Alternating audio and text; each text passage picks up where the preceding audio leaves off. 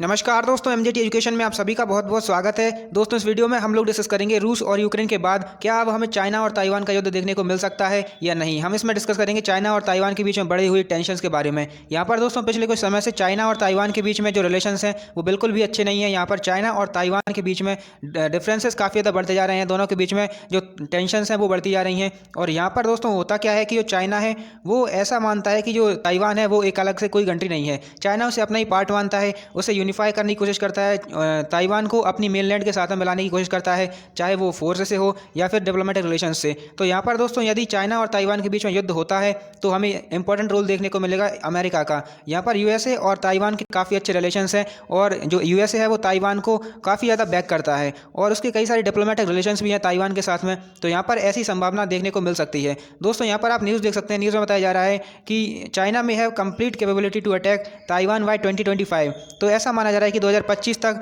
China Taiwan पर attack कर सकता है। एनडीटीवी की खबर है, आप यहाँ पर देख सकते हैं। तो दोस्तों आप वीडियो में आगे बढ़ें और आगे जाने उससे पहले यदि आपने अभी तक एमजेटी एजुकेशन को सब्सक्राइब नहीं किया है तो आप अभी कर दीजिए, जिससे आपको हमारी वीडियोज़ की नोटिफिकेशंस लगातार मिलती रहेंगी और इस तरह की ट्रेंडिंग वीडियोज़ हम आपके लिए लाते रहेंगे। तो चलिए स्टार्ट करते हैं। सबसे पहले मैं आपको लोकेशन बता देता हूँ यहाँ पर।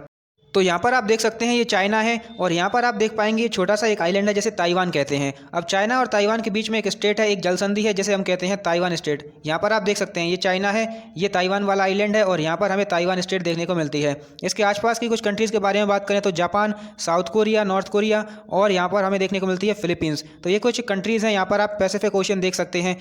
इसके अलावा अब मैं आपको बताऊं कि यहाँ पर ये सब स्टार्ट कैसे हुआ, चाइना और ताइवान के बीच में जो टेंशन्स हैं वो कैसे स्टार्ट हुई। तो इसका जो आंसर है वो आपको मिलेगा 1949 के समय में। तब हुआ क्या था दोस्तों, जब चाइना के अंदर सिविल वॉर हो रहा था 1949 से पहले, क्योंकि 1949 के बाद सिविल वॉर ख़त्म हुआ और यहाँ पर माओ जेडोंग ने अपनी सरकार बनाई थी। तो दोस्तों यहाँ पर हुआ क्या था कि पहले चाइना पर जब राजाओं का शासन होता था उस समय पर चाइना और ताइवान एक ही हुआ करते थे। चाइना और ताइवान उनकी जो मोनार्की है उसके रूल के अंडर आते थे। लेकिन दोस्तों जब चाइना के अंदर मोनार्की को ख़त्म किया गया और यहाँ पर चाइना एक रिपब्लिक बना, सो कॉल्ड रिपब्लिक, तो वहाँ पर दोस्तों होता ये है कि सिविल वॉर स्टार्ट हो जाता है। सिविल वॉर स्टार्ट हुआ था, एक साइड थे कम्युनिस्ट और एक साइड थे नेशनलिस्ट। अब जहाँ पर जो कम्युनिस्ट थे उनके लीडर थे माओ जेडोंग, यहाँ पर आप देख सकते हैं, और आगे चलकर वो राष्ट्रपति भी बने। और उसके बाद जो नेशनलिस्ट थे उनके लीडर थे चियांग काई शेक। अब इन दोनों के बीच में, इन दोनों पार्टीज़ के बीच में जो कॉन्फ्लिक्ट हुई थी उसके बाद यहाँ पर जो जीत हुई वो हुई कम्युनिस्ट की। और कम्युनिस्ट जीतने के बाद 1949 के बाद माओ जेडोंग वहाँ के प्रेसिडेंट बने और चाइना कम्युनिस्ट शासन के अंदर आ गया।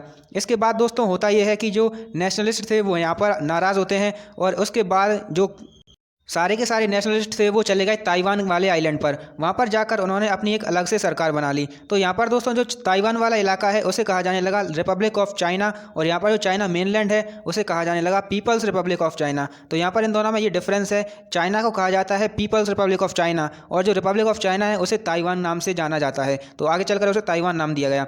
ये दोनों ताइवान स्टेट से सेपरेट हैं जैसे कि मैंने आपको बताया है। लेकिन दोस्तों जो ताइवान वाला इलाका है, ताइवान वाला जो आइलैंड है, वहाँ पर जो गवर्नमेंट है वो डेमोक्रेटिकली इलेक्टेड गवर्नमेंट है। जबकि हम चाइना के केस में देखते हैं कि वहाँ पर केवल एक ही पार्टी है, ओनली कम्युनिस्ट पार्टी है।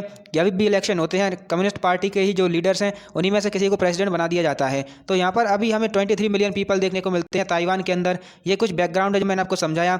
अब हम आगे चलते हैं और अब जानते हैं कि इंटरनेशनली ताइवान का क्या स्टेटस है। तो दोस्तों अभी जो चाइना है वो पूरी तरह से सोवरेंटी रखता है ताइवान के ऊपर। ताइवान के ऊपर अपना कंट्रोल है चाइना का और चाइना ये बताता है पूरे विश्व भर में कि केवल एक ही चाइना है, पीपल्स रिपब्लिक ऑफ चाइना, और रिपब्लिक ऑफ चाइना कुछ भी नहीं है। वो अन्य कंट्रीज़ को फोर्स करता है कि आप ताइवान को अलग से कोई कंट्री रिकॉग्नाइज मत कीजिए, उसके साथ जितने भी डिप्लोमेटिक रिलेशन हैं वो कट कर लीजिए। यहाँ पर अन्य कंट्रीज़ पर चाइना ये प्रेशर बनाता है। तो दोस्तों वर्ल्ड वाइड अभी केवल 14 कंट्रीज़ ही ऐसी हैं जो ये मानती हैं कि ताइवान अलग से कंट्री है और उसके साथ में डिप्लोमेटिक रिलेशंस वो रखती हैं। यहाँ पर दोस्तों जो ताइवान है, हालांकि वो यूनाइटेड नेशंस के किसी भी मेंबर में, किसी भी एजेंसी में अपनी मेंबरशिप नहीं रखता है, लेकिन कई ऐसी ऑर्गेनाइजेशंस हैं जैसे कि Asian Development Bank, World Trade Organization, इनके अंदर ताइवान का अलग से मेंबरशिप है, ताइवान का एक अलग ही स्टेटस है। लेकिन ये जितनी भी इंटरनेशनल कंपनीज हैं चाइना उनको फोर्स करता है, उन पर प्रेशर बनाता है कि ताइवान हमारा ही पार्ट है और आप इसको अलग से कंसीडर मत कीजिए। तो ऐसा चाइना के द्वारा अभी यहाँ तक किया जा रहा है। और जितनी भी गवर्नमेंट्स हैं, जितनी भी चीज़ें हैं, वो यदि चाइना को और ताइवान को अलग मानती हैं, ऐसा मानती हैं कि ताइवान अलग कंट्री है, तो चाइना उनसे अपने जितने भी रिलेशन हैं वो सब खत्म कर लेता है। यहाँ पर दोस्तों मैं एक एग्जाम्पल आपको बताऊँ तो 2021 में लिथुआनिया के द्वारा ताइवानीज रिप्रेजेंटेटिव ऑफिस खोल लिया गया था अपने कंट्री के अंदर। वहाँ पर ताइवान का एक एम्बेसी खोल ली गई थी, मैं आपको बताऊँ तो यहाँ पर दोस्तों चाइना ने उससे अपनी पूरी रिलेशंस को ख़त्म कर लिया था। ऐसा यहाँ पर चाइना करता है। अब ताइवान के साथ में अमेरिका का क्या रिलेशनशिप है उसके बारे में थोड़ी सी बात करें तो दोस्तों जो अमेरिका है वो हिस्टोरिकली ताइवान के साथ में अपने रिलेशंस रखता है। जब से चाइना के ऊपर जो कम्युनिस्ट हैं उनका अधिकार हुआ, कम्युनिस्ट की शासन आई, तभी से अमेरिका के द्वारा ताइवान को एक अलग कंट्री घोषित कर दिया गया। उन्होंने मान लिया था कि ताइवान जो है वो एक अलग कंट्री है, क्योंकि दोस्तों उस समय पर कोल्ड वॉर का समय था, आप सभी जानते होंगे, और उस समय पर राइवलरी चल रही थी यूएसएसआर और यूएसए के बीच में। यूएसएसआर था कम्युनिस्ट कंट्री और यूएसए था कैपिटलिस्ट कंट्री। तो यहाँ पर जो अमेरिका है वो कम्युनिस्ट के बिल्कुल विरोध में था, और जब चाइना पर कम्युनिस्ट का शासन बना तो अमेरिका के द्वारा इनका भी विरोध किया जाने लगा, और यहाँ पर जो सिविल वॉर चल रहा था उसमें अमेरिका जो है वो नेशनलिस्ट के सपोर्ट में था। तो यहाँ पर ताइवान के साथ में उनके जो रिलेशंस हैं वो काफ़ी ज़्यादा अच्छे हुए थे, लेकिन 1979 में इन्होंने अपने डिप्लोमेटिक रिलेशंस ख़त्म कर लिए थे और उन्होंने चाइना के साथ में अपने रिलेशंस बनाए। लेकिन दोस्तों फिर भी जो अमेरिका है वो अनऑफिशियली अपने रिलेशंस को मेंटेन रखा है ताइवान के साथ में, और इस दौरान उसने कई बार अमेरिका जो ताइवान है उसको मिलिट्री इक्विपमेंट भी भेजे हैं उसके सेल्फ डिफेंस के लिए। और इस दौरान जो चाइना है उसके द्वारा अमेरिका को कई बार वार्निंग भी दी गई है कि आप ऐसा मत कीजिए, जो ताइवान है वो हमारा ही पार्ट है, आप उसको अलग कंट्री मत मानिए, उसके साथ में जो डिप्लोमेटिक रिलेशंस आपके बनाए हुए हैं उनको ख़त्म कर लीजिए। लेकिन इस दौरान अमेरिका ने बिल्कुल भी इसकी नहीं सुनी है। अब दोस्तों जो अमेरिका है वो ताइवान स्टेट के अंदर भी अपने कुछ प्रोजेक्ट हैं, अपने कुछ मिलिट्री पावर प्रोजेक्ट हैं, मतलब कि जो अपने वॉरशिप्स हैं उनको भेजता रहता है। आप यहाँ पर देख सकते हैं, मैंने आपको बताया था ताइवान स्टेट के बारे में। यहाँ पर है ताइवान स्टेट जो कि चाइना और ताइवान के बीच में है। तो यहाँ पर अपनी जो मिलिट्री है उसको भेजता है अपनी पावर को शो करने के लिए। वो ताइवान को दिखाता है कि तुम्हारे रीजन में अभी हमारे जो वॉरशिप्स हैं वो आसानी से घूम रहे हैं।